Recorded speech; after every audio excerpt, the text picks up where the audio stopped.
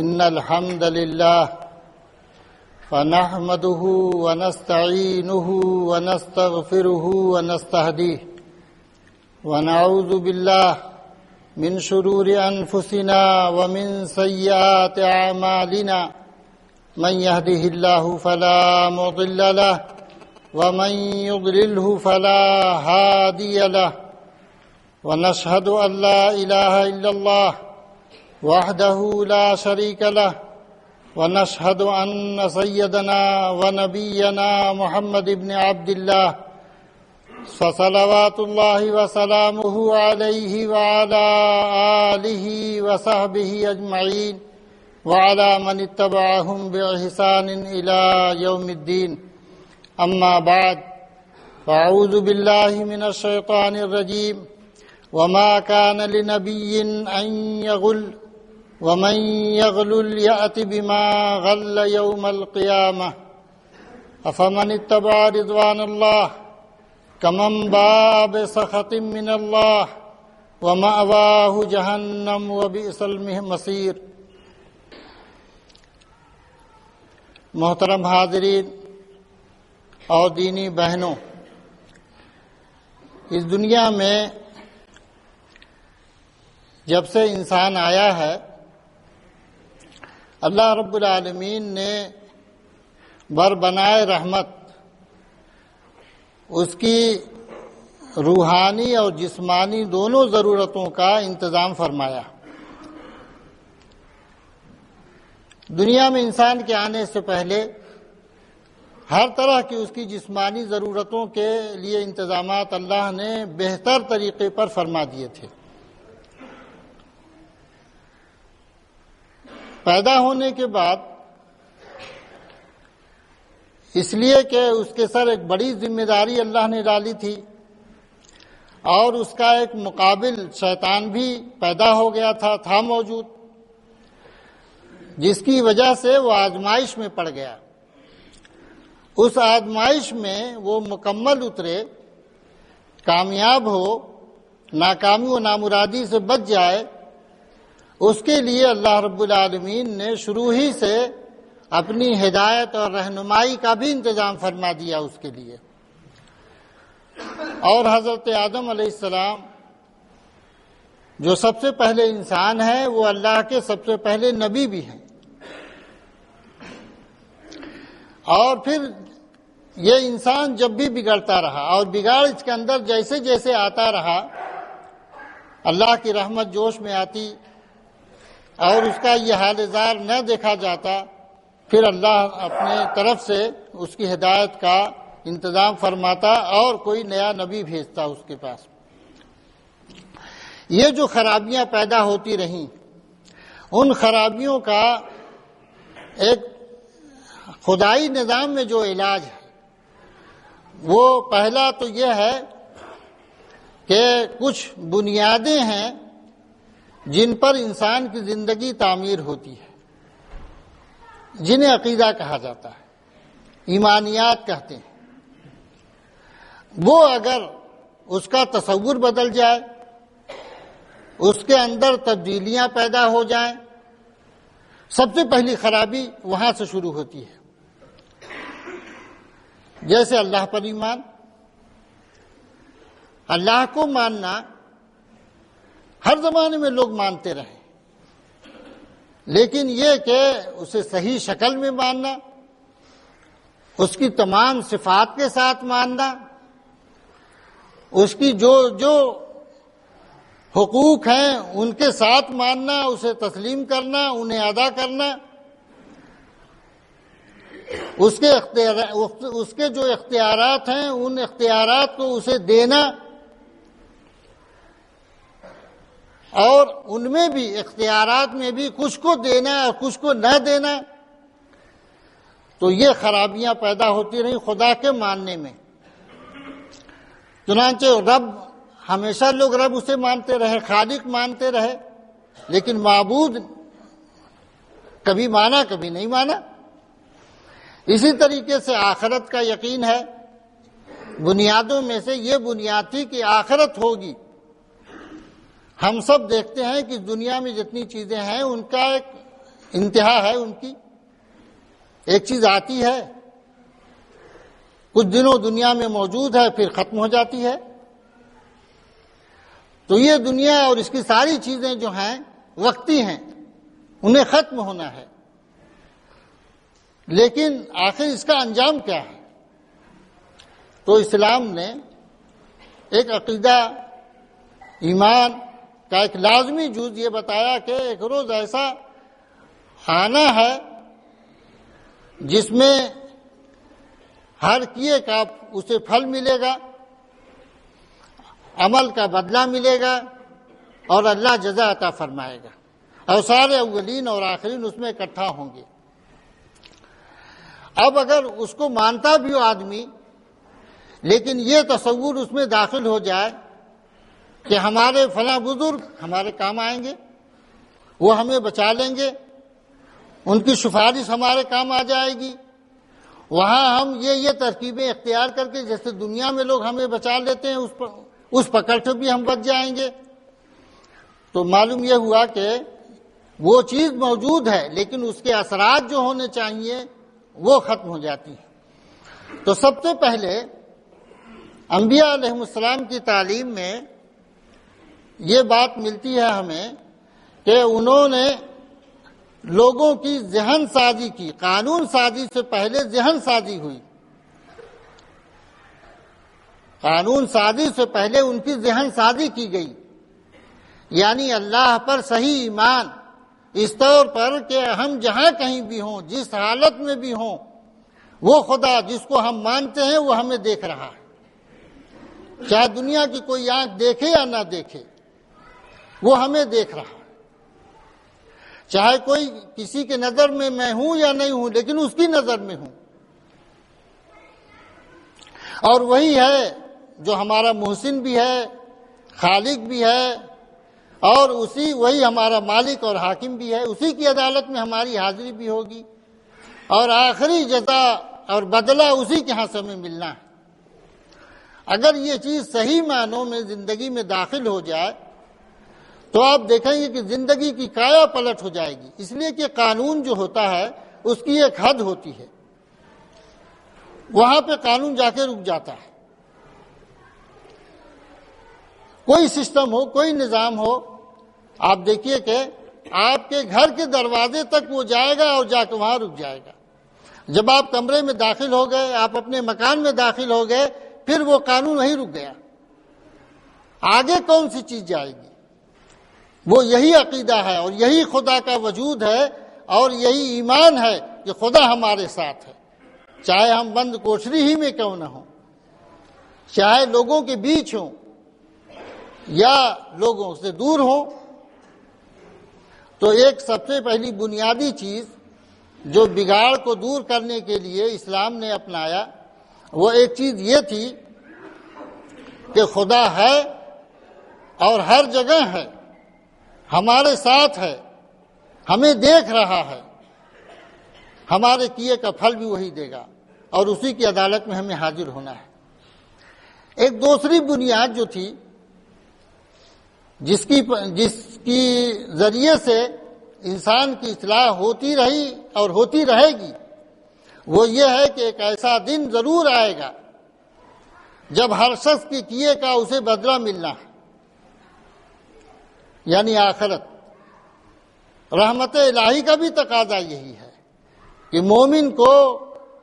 اس کا بدلہ ملے اور نافرمان کو اس کی سزا ملے، ماننے والوں کو ان کے درجات بلند ہوں اور وہ اللہ کی نعمتوں سے مستفید ہوں، اور نہ ماننے والوں کو سزا دی جائے۔ یہ رحمت کا تقاضا ہے، یہ عدل کا بھی تقاضا ہے، انصاف کا بھی تقاضا ہے۔ تو اس اعتبار سے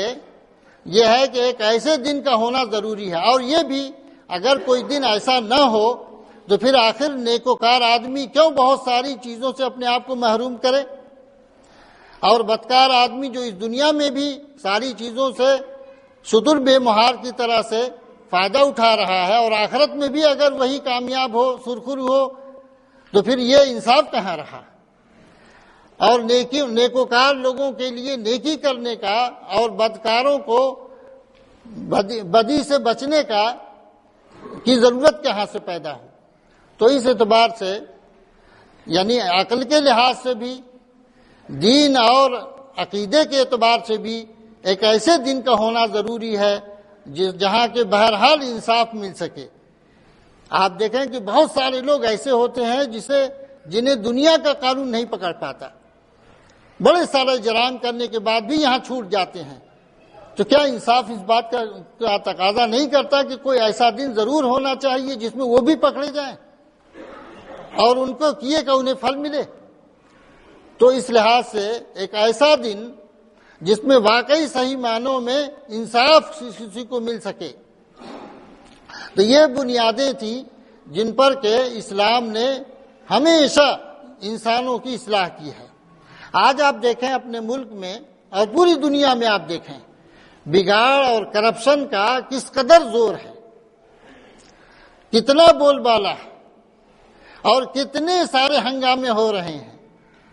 لیکن قانون سازی کا تو مطالبہ ہوتا ہے لیکن ذہن سازی نہیں ہے،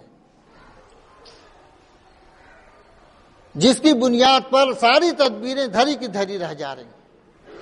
کامیاب نہیں ہو رہی ہیں. ایک چیز اور بھی آپ دیکھیے، قرآن مجید میں اللہ رب العالمین نے جو طرز اپنایا ہے وہ یہ ہے کہ ہر خاص طور پر مومن کے نزدیک اس کا ایمان سب سے زیادہ عزیز ہوتا ہے. اللہ تعالیٰ نے زندگی کے بیشتر مسائل کو ایمان سے جوڑا ہے،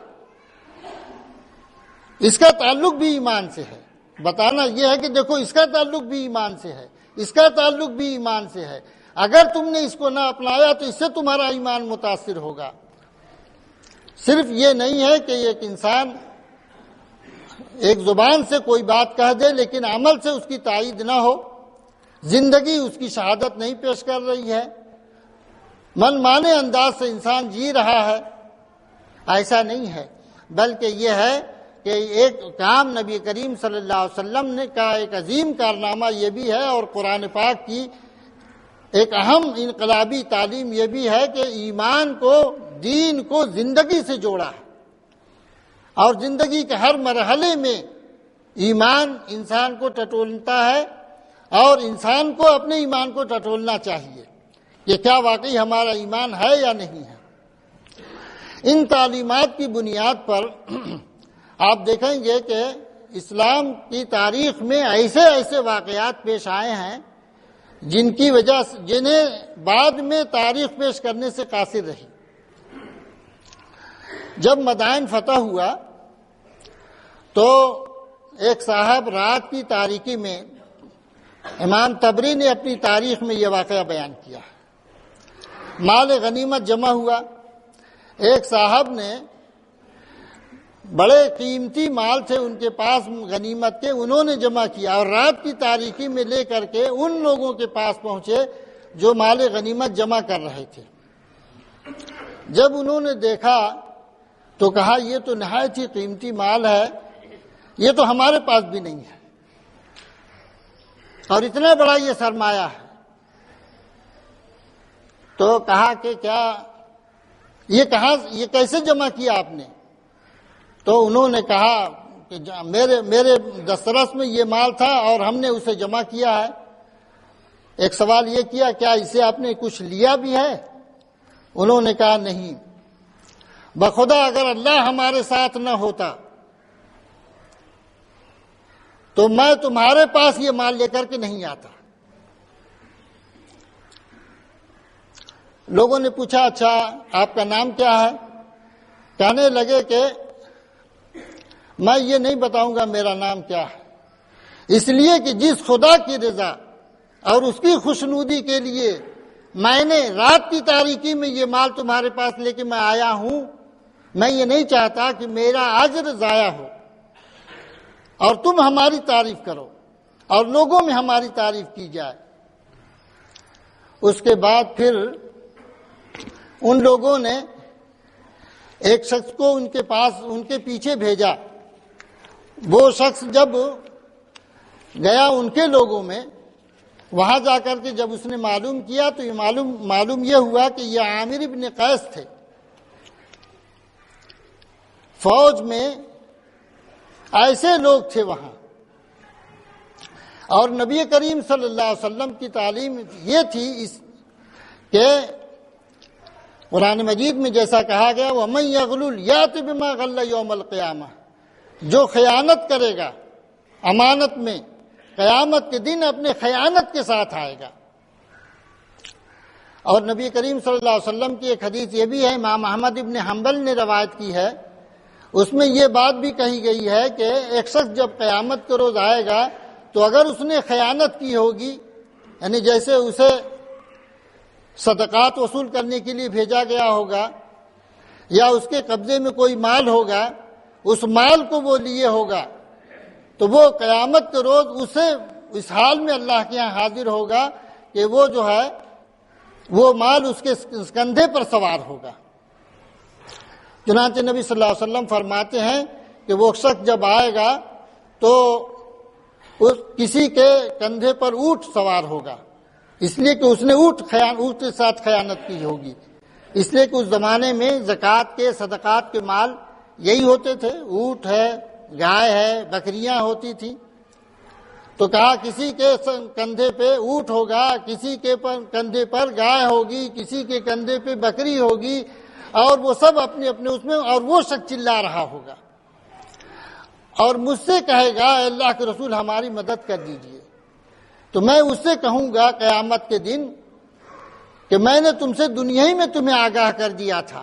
کہ دیکھو ایسا ہوگا، خیانت اگر کرو گے تو اس نتیجے کو پہنچو گے، ہم تمہارے آج کوئی کام نہیں آ سکتے۔ تو دو پہلو تھے لوگوں کے سامنے، ایک پہلو تو یہ تھا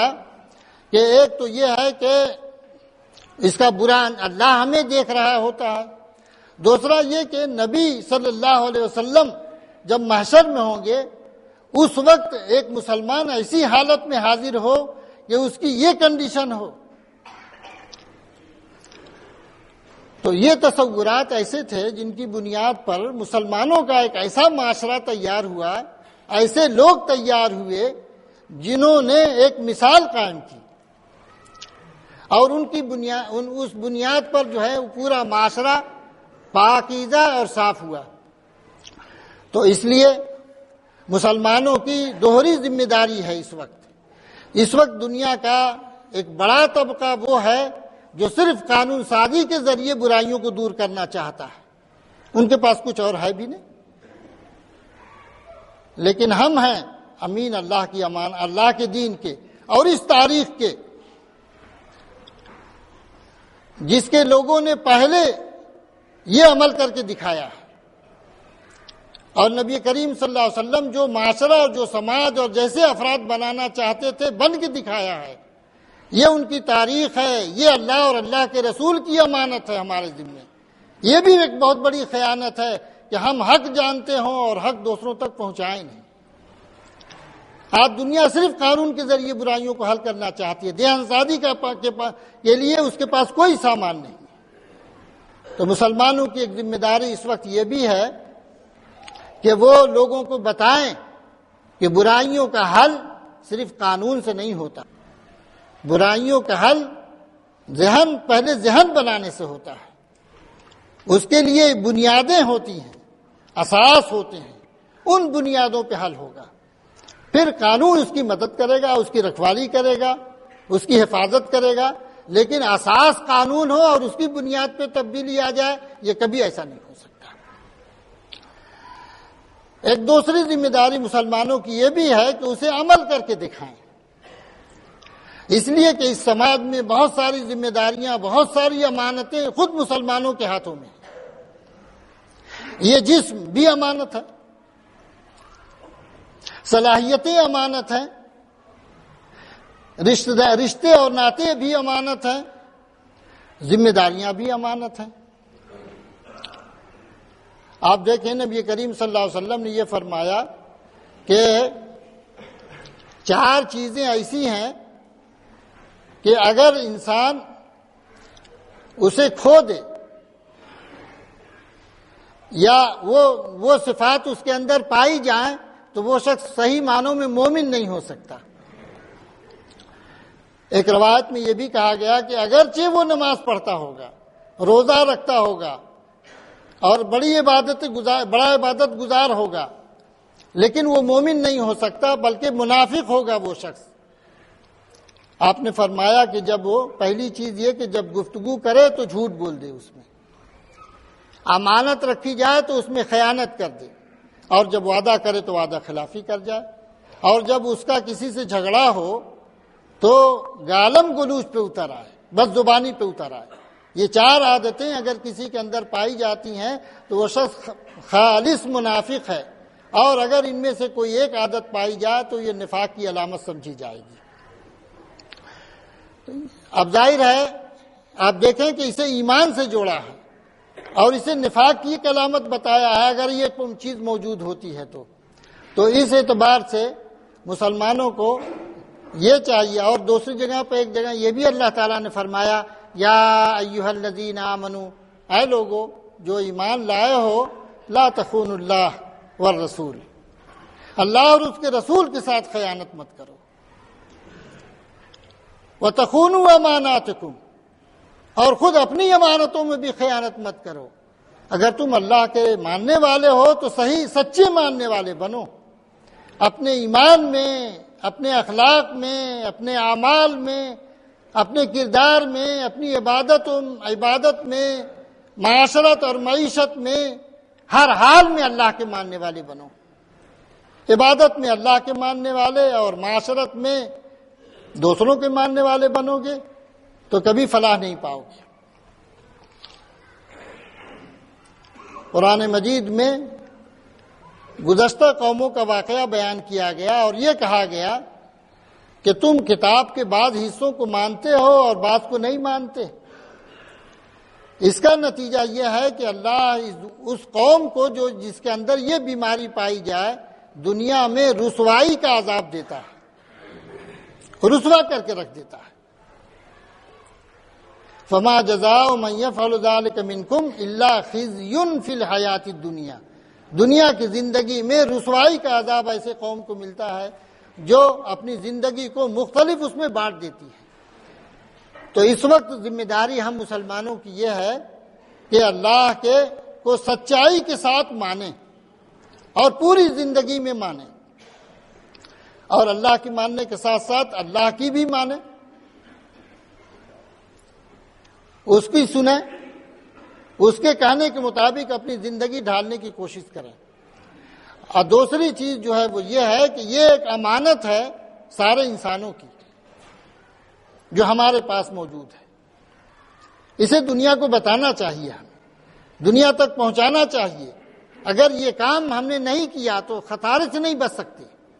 نقصان ہوگا ہمارا۔ سورۃ العصر میں اللہ نے یہ بات فرمائی ہے کہ سارے کے سارے انسان خسارے اور گھاٹے میں ہیں سوائے ان لوگوں کے جو اللہ کے ماننے والے ہوں اور اس کے مطابق عمل کرنے والے ہوں اور اس پیغام اور میسج کو دوسروں تک پہنچانے والے ہوں، اور خود بھی جمے رہیں زندگی کے آخری سانس تک اور دوسروں کو بھی جمائے رکھیں اس پر۔ یہ 4 خوبیاں ہیں، اگر پائی جائیں گی تو خسارے سے بچ سکتی ہیں۔ تو اس لیے یہ دوسری چیز بھی ہے، اسے یہ نہیں سمجھنا چاہیے کہ یہ اضافی کوئی ذمہ داری ہے، بلکہ یہ سمجھنا چاہیے کہ یہ بھی ہماری ان ذمہ داریوں میں سے ہے کہ اگر ہم نے اسے ادا نہیں کیا تو دنیا اور عقبہ دونوں میں خسارے سے ہم نہیں بچ سکتے۔ قرآن پاک میں اللہ نے یہ بھی بات فرمائی ہے کہ اللہ تعالیٰ اس کا حساب بھی لے گا۔ سورہ اعراف میں فرمایا فَلَنَسْأَلَنَّ الَّذِينَ أُرْسِلَ إِلَيْهِمْ وَلَنَسْأَلَنَّ الْمُرْسَلِينَ، ہم ضرور سوال کریں گے ان لوگوں سے جن کو ہم نے بھیجا ہے اور ان لوگوں سے بھی پوچھیں گے جن کی طرف ہم نے بھیجا تھا کہ اس کا جواب کیا دیا انہوں نے۔ تو اس لحاظ سے بھائیوں اور بہنوں، ہم سب لوگوں کی ذمہ داری یہ ہے کہ اس دین پر سچائی کے ساتھ عمل کریں اور اس کی شہادت اور گواہی اس طرح سے دیں کہ جو لوگ اس سے ناآشنا ہیں، جو لوگ اسے نہیں جانتے، وہ اسے جان لے تاکہ ہم اس دنیا میں بھی سرخرو ہو سکیں اور آخرت میں بھی سرخرو ہوں۔ اللہ سے دعا ہے کہ اللہ نے جیسے ہمیں یہ موقع عنایت فرمایا ہے کہ ہم اس کے دین کے ماننے والے ہوئے، اس کے دین پر عمل کرنے کی کوشش کرتے ہیں۔ اللہ تعالی ہمیں سچائی کے ساتھ اس پر عمل کرنے کی توفیق عنایت فرمائے۔ جیسے اللہ نے ایمان کی دولت عنایت فرمایا ہے، اللہ اس ایمان کے نتیجے میں ہمیں سرخروئی عطا فرمائے اور ذلت و رسوائی سے بچائے۔ اللہ ہمارے مردوں کی مغفرت فرمائے، ان کے ساتھ رحم و کرم و درگزر کا معاملہ فرمائے، پریشان حال لوگوں کی پریشانیوں کو دور فرمائے، اور جو لوگ مریض ہیں انہیں شفا عطا فرمائے۔ ربنا آتنا فی الدنیا حسنہ وفی الآخرۃ حسنۃ وقنا عذاب النار۔ بارک اللہ لنا ولکم فی القرآن العظیم ونفعنی وإیاکم بالآیات والذکر الحکیم۔ انہ تعالی جواد کریم ملک بر رؤوف رحیم۔